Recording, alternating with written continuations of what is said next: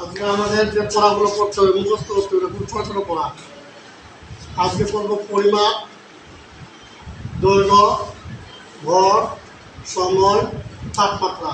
সময় পাইলে পড়বো মৌলিক একক। প্রথমটা হচ্ছে পরিমাপ কাকে বলে। যেমন আমরা বাজারে গিয়ে বলি 1 কেজি চাল দাও, 1 গজ কাপড় দাও, বলি না? বা 1 কেজি চাল দেন, 1 গজ কাপড় দেন, 1 লিটার তেল দেন, বলি কি না? 5 ঘন্টা সময় হাতে আছে। এগুলোর নাম হচ্ছে পরিমাপ। মানে কোনো কিছু মাপযোগ করাকে পরিমাপ বলে। বলো।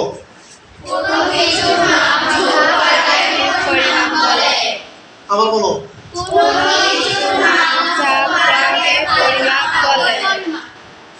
যেমন দৈর্ঘ্য, ভর, সময়, তাপমাত্রা।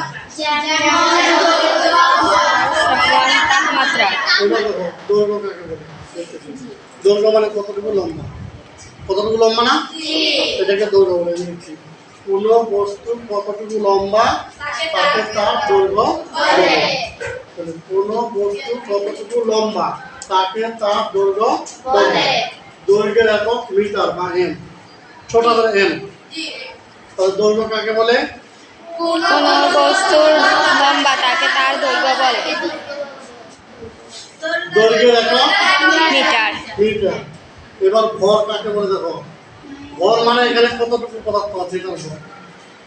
এখানে কতটুকু পদার্থ আছে, এটার ভর মানে এখানে কতটুকু পদার্থ আছে। এটার ভর মানে এখানে কতটুকু পদার্থ আছে। ফ্যাক্টর না কিন্তু পদার্থ এটা বলতেছেন। ঠিক আছে, তাহলে ভর কাকে বলে? কোনো বস্তুর মধ্যে কতটুকু পদার্থ আছে তাকে ভর বলে। ভরের একক হচ্ছে কেজি। তারপরে তাপমাত্রা।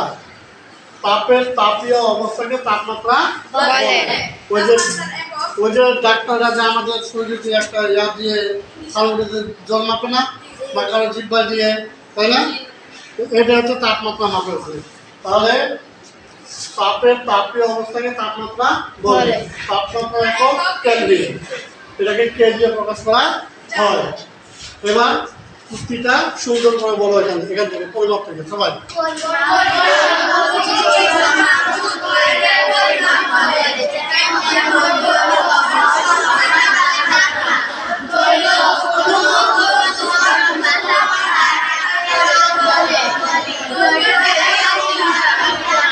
একসাথে আলো এমন হয়ে যায়।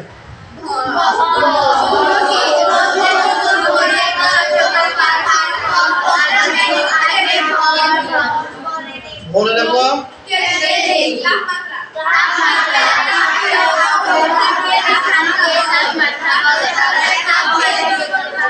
হয়েছে। তাহলে ধন্যবাদ। আসসালামু আলাইকুম।